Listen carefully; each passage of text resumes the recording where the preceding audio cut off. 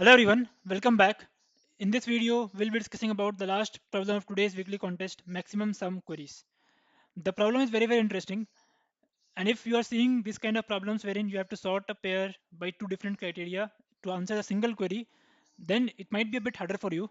But as always, we'll start from scratch and we will try to build the solution step by step. In this video, we'll be looking at two different variety of solutions of this problem, one with order n log square n complexity and second with order n log n complexity. Both will pass, and this problem also requires a bit of understanding of segment trees, but in case you don't know segment trees and don't want to learn that, it's completely fine. You can simply copy paste the segment tree code and use it as a black box. If you don't know about segment tree but want to learn segment trees, I already have a series wherein I have discussed segment trees from scratch, what is segment tree, how to do point updates, range queries, and stuff like that. And then we also have solved various different problems of various kind in segment trees. So this series is ongoing. If you haven't watched this series, I would encourage you to watch this as well. This will surely boost your understanding about segment trees. So with that, let's get started. The problem states that you are given zero index integer array nums1 and nums2, and you are also given some queries which is of the form xi comma yi. Now the ith query will for the ith query you have to find out the maximum value of nums1 of j plus nums2 of j among all indexes j, where nums1 of j is greater than equals to xi and nums2 of j is greater than equals to yi. You will return -1 if there is no j for which these two conditions are satisfied, right? So you have to return the answer for each of these queries and return a vector answer after processing each of the queries. So let's take an example. Let's say nums1 is 4312, nums2 is 2495, and these are some of the queries. So let's start with the first query. First query is 4 comma 1. What does this mean? This means that you need to find out the maximum value of nums1 of j plus nums2 of j, where nums1 of j is greater than equals to xi, or nums1 of j is greater than equals to 4, and nums2 of j is greater than equals to 1. So let's see that. So nums1 of j should be greater than equals to 4. So there is only one such j possible. And for this j, nums2 of j is also greater than equals to 1. So this is a valid j. And because there is only one valid j, there is no concept of maximum. We will just return 6 as a result, right? Let's take one more example. Let's say 1 comma 3. It means you have to consider all the j's for which nums1 of j is greater than equals to 1 and nums2 of j is greater than equals to 3, and for all such j's you will have to return the one which have the maximum value of nums1 of j plus nums2 of j. So let's talk about this. So every value here satisfies this condition. So nums1 of j should be greater than equals to 1, so every value here satisfies that. So all the j's are possible for nums1. For nums2 they are saying that everything greater than equals to 3. So basically, these three are the j's for which nums2 condition is satisfied. So basically, we have three possible j's, 1, 2, and 3, right? So for 1, the sum is 3 plus 4, 7. For 2, the sum is 1 plus 9, 10. And for 3, the sum is 2 plus 5, 7. Among all these, 10 is the maximum sum possible, and hence the answer here is 10, right? So you will have to process all the queries in this fashion and finally return a result for each of the queries in the problem. So hope the problem statement is clear. Now, how to solve this? As always, let's not try directly diving into the original problem. Let's try to solve a reduced version of the same problem first. So let's say this is nums1, this is nums2, right? And these are the queries. Now, instead of a query having xi comma yi, let's assume that query only has xi, right? In other words, what you need to solve now is give me exact same thing. Give me the maximum value of nums1 of j plus nums2 of j, where nums1 of j is greater than equals to xi. There is no yi at all. So we have removed this condition and now we are trying to solve the exact same problem. So if you haven't thought about this problem at all, I would strongly encourage you to pause the video right away and try to solve this particular reduced version by yourself, right? So this is very simple, try to solve it.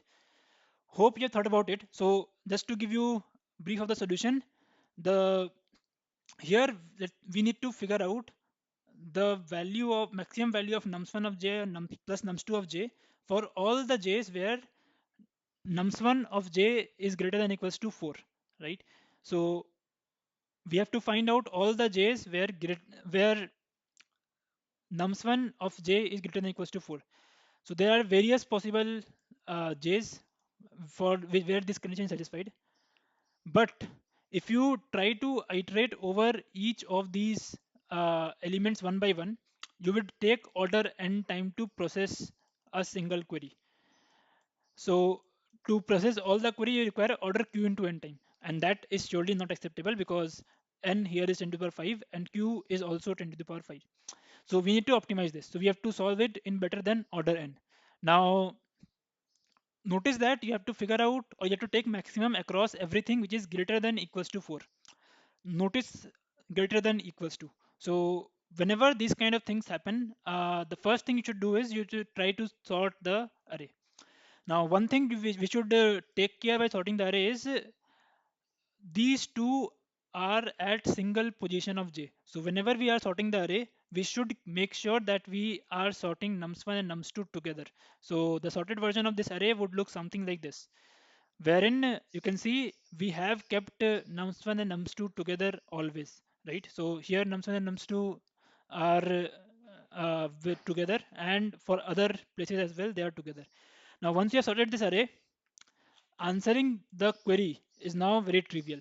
What you can say, okay, I need to find everything greater than, I need to find the maximum sum across everything greater than equals to 4.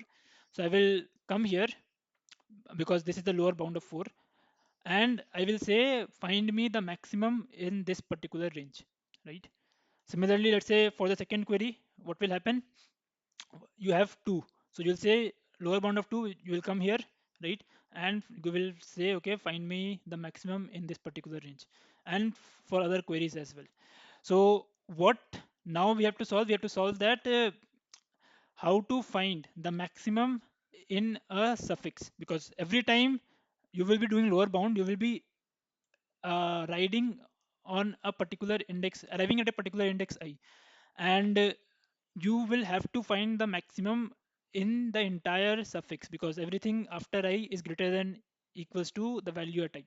So the new problem is give me the maximum value of nums1 plus nums2 after I. So let's just first take nums1 and nums2 together. So let's say this is the value of nums1 plus nums2 for each of the indexes, right? Now you need to take the maximum in a particular suffix. How to do that? Simple answer is suffix max, right? You can simply build an array of suffix max, and that will give you the maximum in a particular suffix in just order one time. So you can simply build these two array ahead of time after this sorting, and whenever a query comes, you will simply do a lower bound, get the index, and at this index you will simply see the value of the suffix sum, and that will be your answer, right?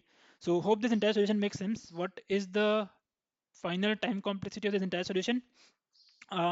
We are first sorting this array that will require order n log n time, assuming that it has n number of elements, right? And then we are calculating this sum and suffix sum array so that both are order n, so that is uh, smaller than this complexity, so let's ignore that order n. And then for each query, what you are doing a binary search to figure out the index I, right? So for each query you will require log n time, right? Because there are a number of elements in this array, and after that you are looking at the suffix array which is order one operation, so that you can ignore. So this is the overall time complexity of this reduced problem. Notice that we have just solved the reduced problem in q log n plus n log n. Now let's come back to the original problem again. So this is, notice that this was a reduced problem.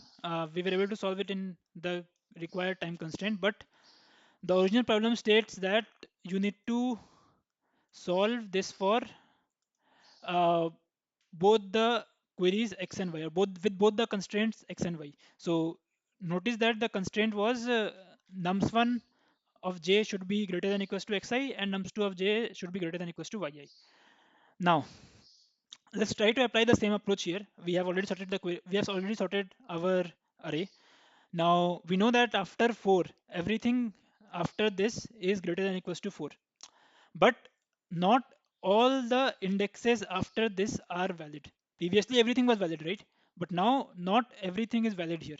Why? Because you can see you also have to satisfy the second constraint, which is nums2 of j is greater than equals to yi. So here y is 6. So you can only consider those indexes which have value greater than equals to 6. In other words, there is only one such index, this particular index, right? Even though the first binary search give us 3 indexes, valid index is just one, right? Which is this particular index.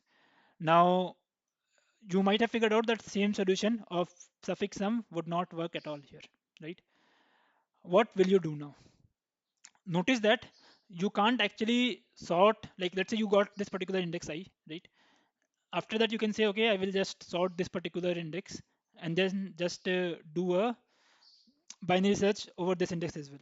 But that will require you order n log n time. So if you are taking n log n time to sort, you can simply iterate over everything and just give the answer in order n, right? That is also better. Like that is better than actually sorting the array and then figuring out where 6 lies and then giving the answer.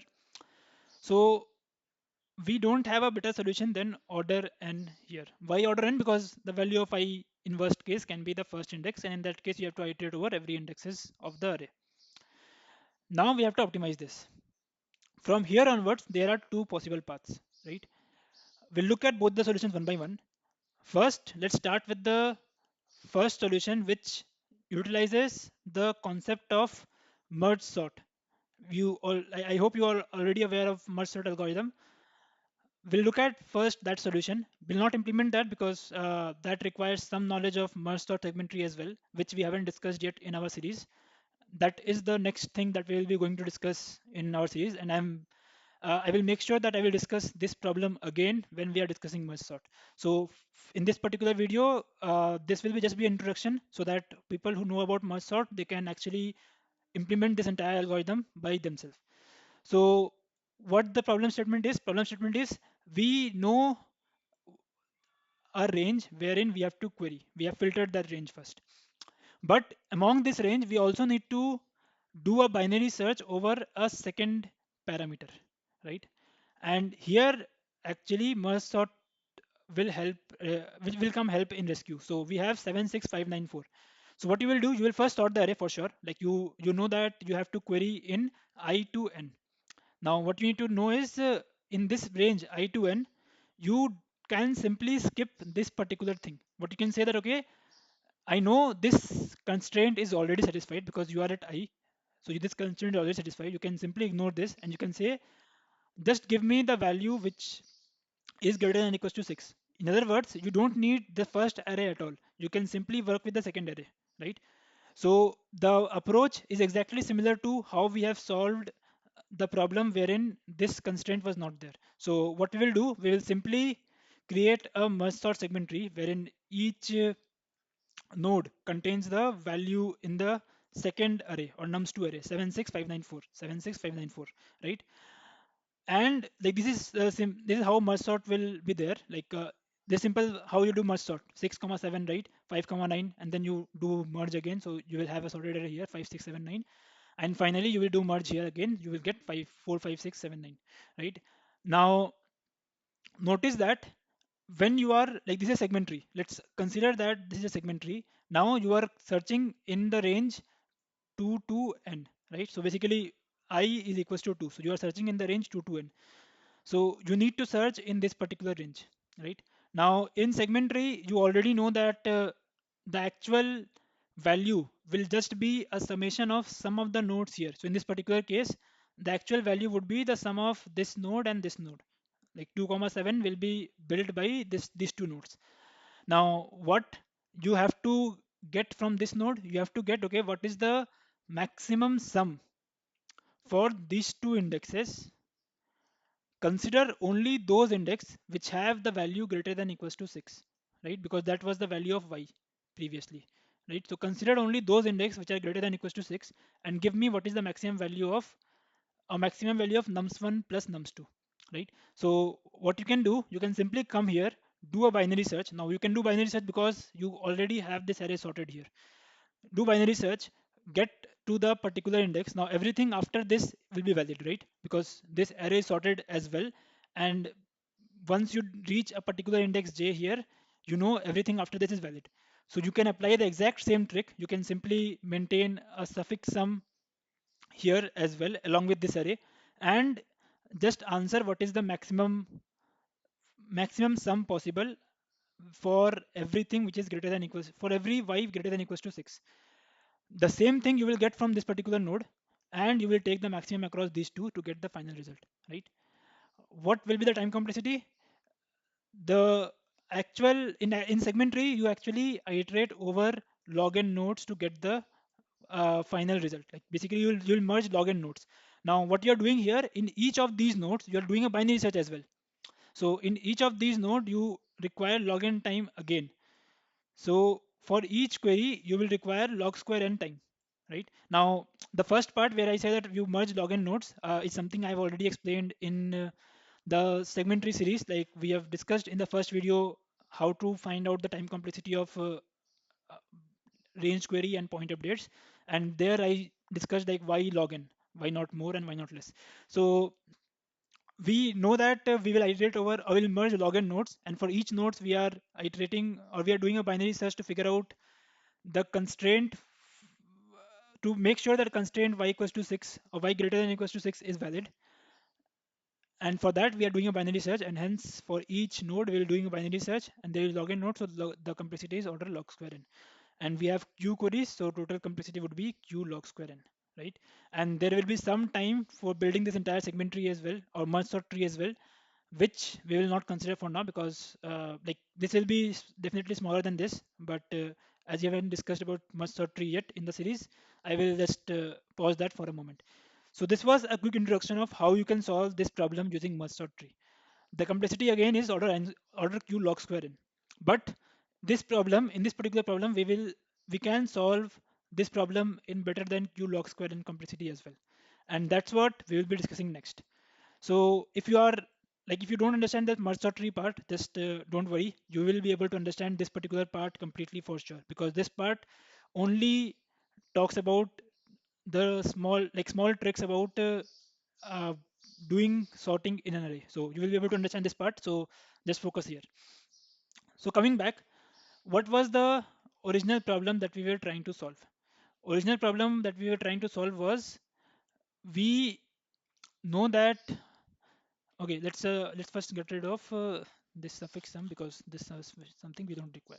So we were trying to say that okay, we know that everything after I is valid, but not everything will be valid if we apply the criteria for y. So we need to make sure we need to sort this somehow, but we can't sort this. That's the constraint because we have already sorted the array as per the first element, right?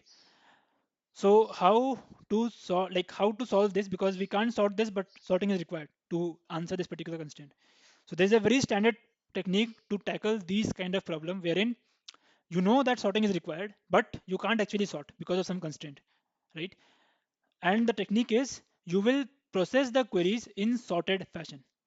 Instead of processing the queries in random fashion, you will try to process the queries such that you know all the candidates that you require is already present. So let's take an example. So let's say uh, in this particular case, while processing 4, let's forget about this again. Why we are forgetting about this, we'll come to that. But for now, let's forget about this. While processing 4, you know that everything that you have processed for 6 will be valid, right? Similarly, while processing, let's say 6, and let's say there was another query 9, you know that everything which have a value greater than equals to 6 will be valid for 6 as well. So basically, when you are processing queries in sorted fashion, You know, whatever you have processed before is something that can be utilized by the lower queries as well. So basically, let's say you know that there are some index which have value greater than equals to 6. So while processing 4, you don't care, you don't care about elements lower than 4 being present in the array at all. In other words, you will simply remove all the elements which are less than equals to 4, or reversely you will only include those elements which are greater than equals to 4, and because only those elements are active, you can simply say that I don't need to worry about this second constraint at all, right? Again, just to reiterate this part again, what we have to do was, we know that we have sorted the entire nums1 and nums2 pair by the first nums1 value. After that, we know that for satisfying the first constraint, that is nums1 of j should be greater than equals to x, we can simply do a binary search and get to a particular index I. Now, after getting to this index, we know that everything after this index will not be valid, because we have to also satisfy the second constraint, which is nums2 of j greater than equals to y. For satisfying that particular constraint, what we are saying is, we will completely ignore this particular query, or we can completely ignore this particular query if we make sure that everything which is smaller than 6 is already removed from the array, right? So let's say there is no 4 at all, or there is no 5 as well. Everything smaller than equals to 6 is removed. Now, because everything smaller than 6 is removed, you can simply skip this entire query itself. So because these two elements are not there at all, like what removal means we'll look at, basically we can simply say that these are minus infinity. So while figuring out the maximum value of sum, you will say that, okay, this is the final value of the sum, right? So that's the intuition of how we will optimize this particular solution. Next, let's look at or let's do a dry run over this entire algorithm once to get this understanding better, right?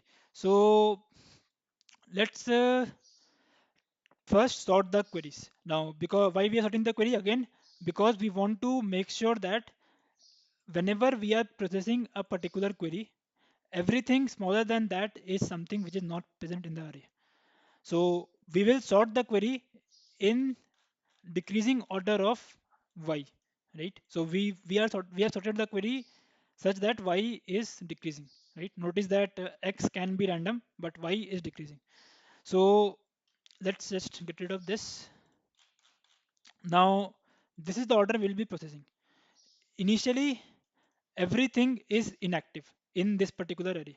In other words, all the sum, this is the sum part, right? So every sum is minus infinity. Let's prepare another array where every sum is currently minus infinity, right? So the empty spaces denotes minus infinity here, right? Now we come to 6, right? So for 6, everything greater than equals to 6 is valid, right? So what you will say that, okay, I will actually activate everything which is greater than equals to 6. Now, how exactly can you activate that? To actually figure out which all are greater than equals to 6, you have to actually sort the array, right?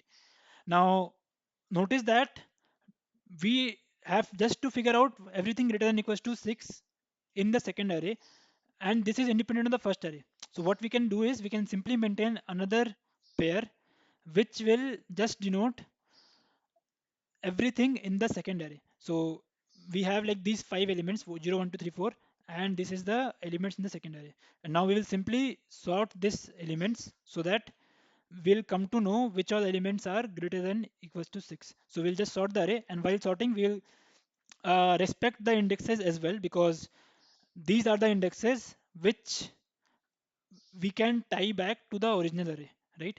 So original array is still sorted by x, but we need to do some processing to figure out which to activate all the elements or all the indexes which have greater than equals to 6 value. We are sorting the second index. We are sorting we are having an array with the second nums2 value, and we are sorting it by making sure that indexes are respected, right? So this is now the new sorted array. Now we know that this is sorted by y, and we have to make sure that everything after 6 is activated because we are processing 6. So we are sure that there will be no query which will ask for give me anything which is greater than 6, right? Because we are processing the queries in sorted order. So once 6 is arrived, we know that we can safely activate everything which is greater than equals to 6. So we can activate these three indexes. So we will just iterate over it. We'll iterate until we hit 6, right? Now once we hit anything which is less than 6, we'll stop there. And whichever elements we have iterated upon, we will simply activate them. What does I mean by activation? We know that this is at the third index. So we'll go to the third index and we'll say that it is not no longer minus infinity. Instead, it is the actual sum value. So actual sum at third index was 9 plus 7, 16. So we'll just say that, okay, this is actual sum 16. Similarly, we'll activate the zeroth index as well. What was there at zeroth index? Zeroth index has 1 plus 7, 8. So we'll say that, okay, zeroth index value is 8. Notice that everything else is still minus infinity. Now we'll activate the first index as well. First index has 2 plus 6, 8. So we'll activate the first index as well, right? Now we know that this is the sum array for which in which we need to find the maximum value for. But with the first query, we know that everything after I is something we need to consider, right? So we will simply consider everything after I, and we will ask what is the maximum value in this particular range. Now, getting the maximum value in the range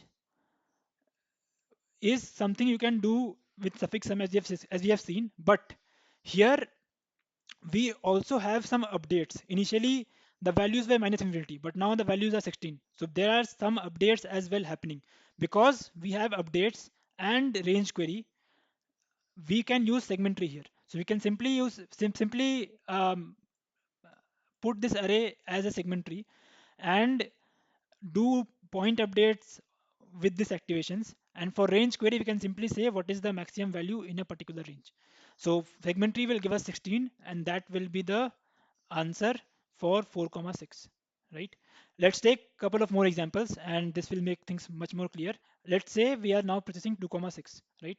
Again, what will the first thing you will do? You will process everything which is greater than equals to 6. Now you are already at 5. It means you have already processed everything greater than equals to 6. Notice that this array was also sorted. So if you are at 5, it means you have already processed everything greater than equals to 6. It means whichever index you need to activate is something which has already been activated. Now, only thing you need to now tackle is forget about the second query again. Just tackle the first query and that will be enough. So you will say first query says that 2. So you will just figure out the value of I is the index 1. So you will say find me the maximum in this particular range. Again, segment tree will give you 16, and that is the answer for 2 comma 6 as well. So let's take one last example and we'll then conclude this 1 comma 6. Or let's say 4 comma 4, because 1 comma 6 is again the same thing. You don't need to activate again. 4 comma 4. So 4 comma 4, uh, first thing you will do, you will try to get rid of the second query itself. So for that, you need to process everything which is greater than equals to 4, because again, just to reiterate this part, we are sure that everything we have sorted this query array with y. So if we process everything greater than equals to 4, we are sure that those elements will be contributing to the lower queries as well. That's where we are able to safely activate those elements, right? So for 4, again, we will process everything which is greater than equals to 4. So we are currently at 5. 5 is greater than equals to 4. So we'll activate the second index as well.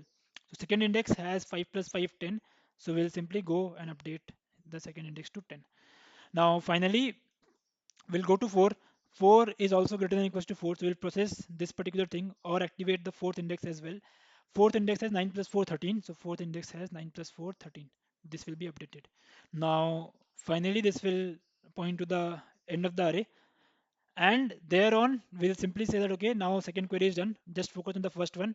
First one says everything greater than equals to 4. So the value of I would be this, right? And we can simply query the segment tree in this particular range to get the range maximum, and that will be our answer. So again, 16 is the answer here as well. So hope this entire session makes sense. Just to recap the entire part, entire solution from the beginning, we have started with a simpler version of the problem wherein we said that okay, let's solve the problem wherein this second query is not there at all, or in other words, we don't have this constraint completely. The question just asks to find the same thing for nums1 of j greater than equals to xi. For that, what we have done is we simply sorted the array uh, based on nums1, and we simply did a binary search over there to figure out what is the point after which every j is valid or every index is valid. So we figured out that point and we saw that okay, everything after that is valid. We need to just figure out which one has the maximum value of nums1 plus nums1 of j plus nums2 of j. So for finding the maximum value, we what we did is we just calculated a suffix sum, a suffix max, and that give us the maximum value at a particular index. After that, we saw that okay, we have to solve the original problem wherein second constraint is also there. Now, even though second constraint is there, first constraint was already present. So for first constraint we already know that all these elements after I is valid. But because of second constraint, not everything here is valid now. You can see if for 4 comma 6, everything after 4, like for if you just take 4, everything after this particular index I is valid. But for 6, because of 6, these two indexes are not valid, right? Only valid index is now this. So to get this particular thing done, you have to sort the second array as well, so that you can do binary search there. But you can't actually sort the array, because sorting the array would mean that the order of the nums1 will get misarranged. So that's where we saw one solution using merge sort tree. I will not go to that again, but after that we saw that okay, what we can, like, we need to sort the array, but we can't sort the array. So the standard way to process this kind of query is to just sort the queries itself and process the queries in a particular sorted manner. So we saw that in this particular problem, we sorry. So in this particular problem, we saw that the queries which are after which are lesser will does not get affected by anything which are greater, right? So basically, when you are processing the query for 4, you know that you can consider everything which is greater than equals to 4. Hence, we sorted the query in decreasing order, right? Again, why we decreasing order? Because this was greater than equals to. If this was less than equals to, you should have sorted the query in opposite order and processed the query in opposite order as well. So we sorted the query in descending order, and then we saw what we said is will only activate, like while processing a particular query I, will only activate those elements which are greater than equals to the value at that particular query. So when we are at 6, we will activate everything which are greater than equals to 6. Now by activate, what we meant was, we meant that initially everything is minus infinity. The sum of every index is minus infinity. It means everything is inactive initially. We'll only activate those which have the value greater than equals to 6. So what we have done is we have sorted the second array itself. Now while sorting second array, we kept track of the indexes as well, because with indexes only we will be able to tie back to the original array, because you have to finally find out the sum. So you need some way to tie this back to tie this 7 back to the original index here, so that you can take the effect of first query as well. So we maintained the index and sorted the second array. After that, whenever we are processing a particular query, we first activate everything which is greater than equals to that query. So whenever you are processing 6, you will activate everything which is greater than equals to 6, or these three elements. So you activate 3, 0, and 2. So what does activating 3 means? Activating 3 means the sum is now not minus infinity. Instead, the sum is 16. Similarly, activating 0 means sum is not minus infinity at 0. Instead, the sum is 8 at 0, right? After doing this, we can simply ignore the second query again, because we know that whichever element is not valid as per the second query, those elements are already minus infinity. And if you take the maximum of any element with minus infinity, you will get that particular element only. So that's where we know that second query will not affect at all.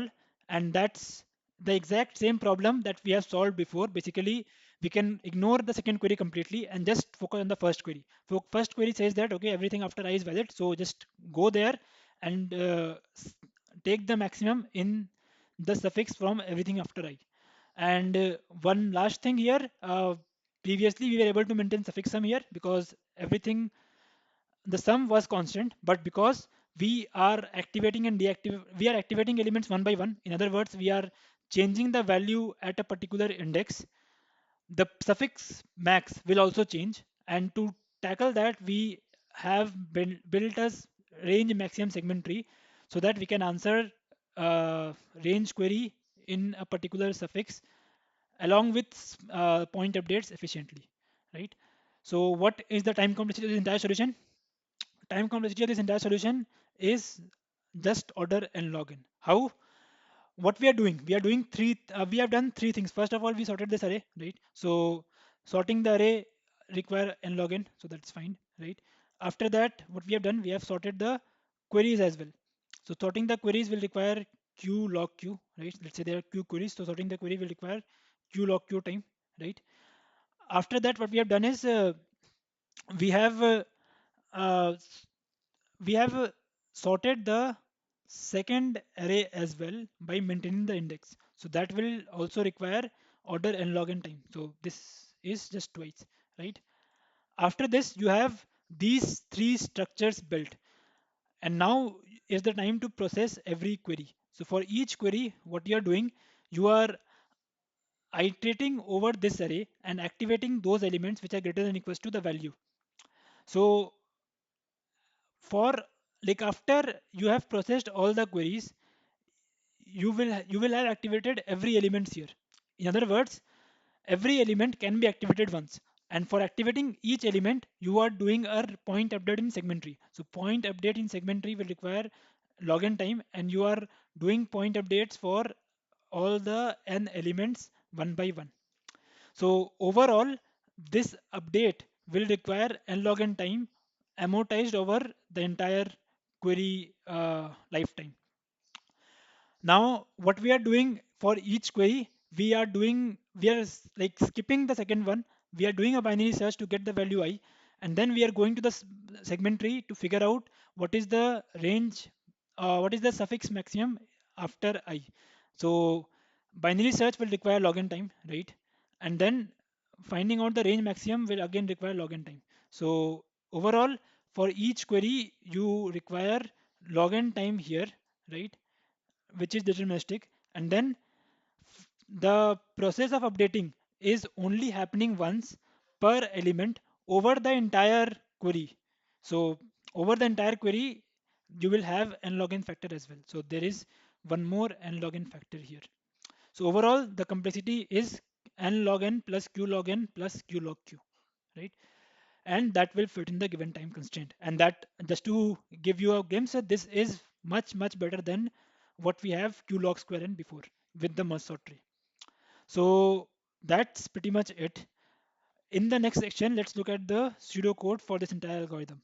So let's just get rid of some of these stuffs here so that it is a bit clean. And let's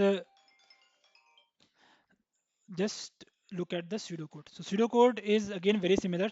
The major part is sorry. So the major part is building this structures. So what we are doing is we're first building these structures. First structure is we need nums1 and nums2 sorted by nums1, right? So either you can get nums1 and nums2 sorted by nums1, or you can get nums1 and index sorted by nums1 and nums2 and index sorted by nums1. So what you can say is uh, you will sort nums1 and index together, and then you will sort like after this you will get this particular array, right, which you wanted. After that we have to make sure that we are sorting this particular index as well, this particular array as well, but now with the index of this particular element, right? So what we are doing is we are sorting this again, but this time the index is not j, instead the index is the one which is present at the nums1. So whichever index this was at the original array, we'll take that and we will prepare this array, prepare this particular structure again. Now notice that instead of, like, we have put two things here, but now in this implementation what we are doing is we are also putting the sum as well. So we are like, remember, to activate an element, what we are doing, we are going back to 3 here and then summing them up. So to avoid that part, what we are saying is we know that 3 is the index here, so we'll go to the 3 and update the sum, maintain the sum here as well. So we'll maintain 16. Similarly, for 0, we go to 0, we maintain the sum here as well, and so on and so forth. So we'll maintain the sum for other things as well, right? Now, finally, after building this, we will again sort this as well. Now, this sort will be based on the value here. We have three things here, but this sort will be based on the value here. So that you can simply write a comparator for that. And finally, we are sorting the queries as well by second value, or by nums2 value, or other words y. We are sorting the query by y. And notice that because you are sorting the query, the actual order in which the query was asked in the problem, like actual query was asked in this order, so you have to return the answer in this order itself, right? So that for tackling that, we have also maintained the index of the query. So we know that this particular query belonged to this particular index in the original problem, right? So whenever we find the answer for this particular query, we'll simply store that answer at this particular index, because we know that this is the index at which this query was asked, right? Now, after this entire structure is built, we will, the rest of the thing is very straightforward. What we will do, we'll simply iterate over the sorted queries one by one, and for each query we will activate the elements which are greater than equal, whose value is greater than equals to the y here. So we'll iterate over the second structure, which is nums2 and index, right? We also maintained a pointer here so that we know which, up till which we have activated the elements, so that will not activate them again. So we'll just maintain a pointer here. We'll see if the value is greater than equals to q.num2. So q.num2 basically denotes this particular y, right? If it is, we'll simply activate it. So what does we need to activate? We'll go to the segment tree. We'll update this particular index with this particular value, right? And notice that we don't need to go back to this particular structure again, because we have maintained the sum along with this num2 itself. Now, after this update is done, we'll keep on doing this until we have elements greater than equals to the current y.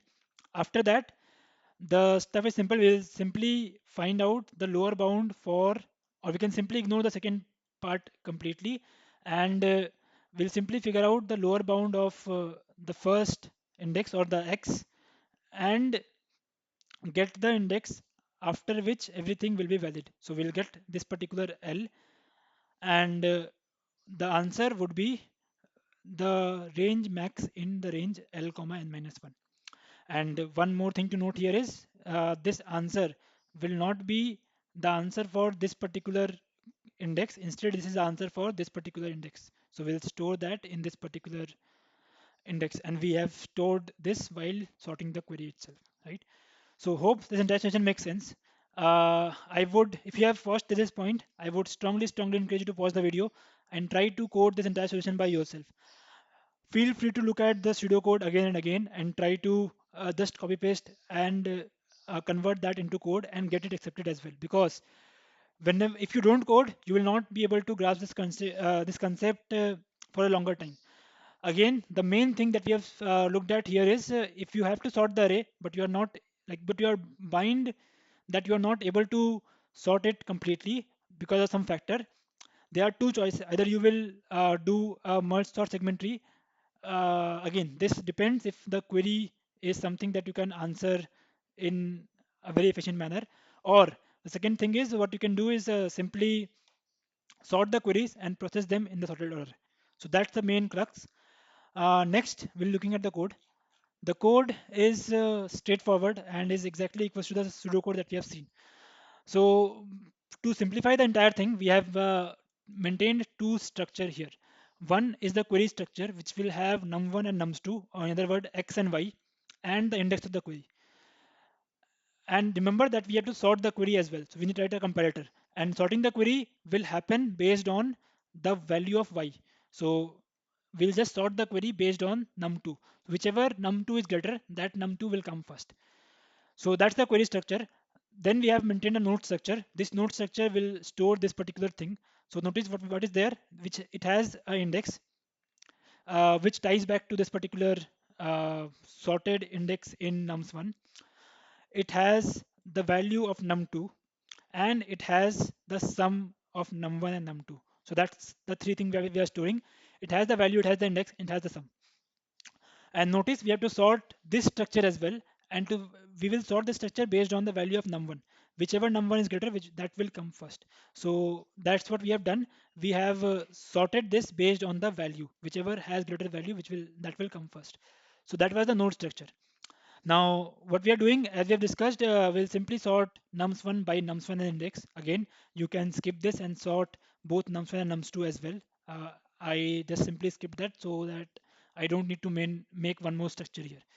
So, what we have done, we have simply pushed nums1 of j, the value of nums1 at this particular index, and the index. And then we have sorted this particular structure. After that, we have made this particular structure which have num2 value index of the sorted nums1 and the sum of nums1 and nums2. So for that, what we have done is we just figure out the index which was there in nums1. So notice that we don't need, we will not pick the nums2 at j. Instead, we'll pick the nums2 which is at the sorted index of j. So that's where we first figured out the index here, and then we go ahead and take the value of num2 at that particular index and the sum as well at that particular index. After that, we sort the array, and because we have this operator overloaded here, this will sort based on the comparator we have defined here. After that, we have maintained our query as well. Notice for query what we need three things: x, y, and index. So this is x, this is y, and this is index. After that, we sorted the query as well. Again, we have the comparator defined in terms of operator overloading here. So this will be sorted based on y or nums2. After that, we have maintained a result of size of the query and an inactive index as well. So this inactive index is nothing but the next index in this particular pseudocode.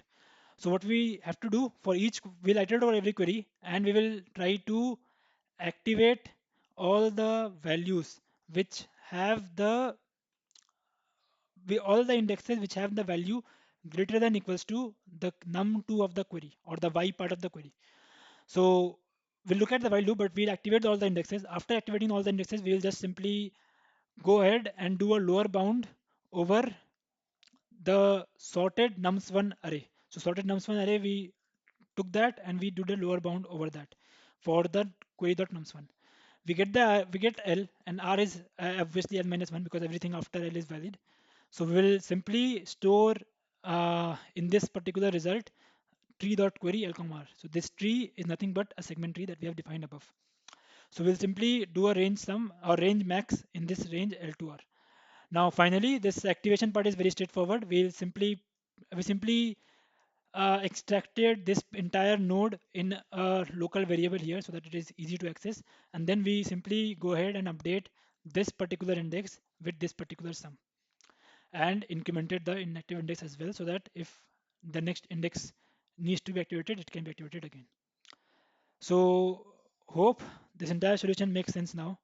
I am not going over segment tree again. This is exactly similar to the code that I have written while explaining the basics part. So you can watch these two videos to understand the code better.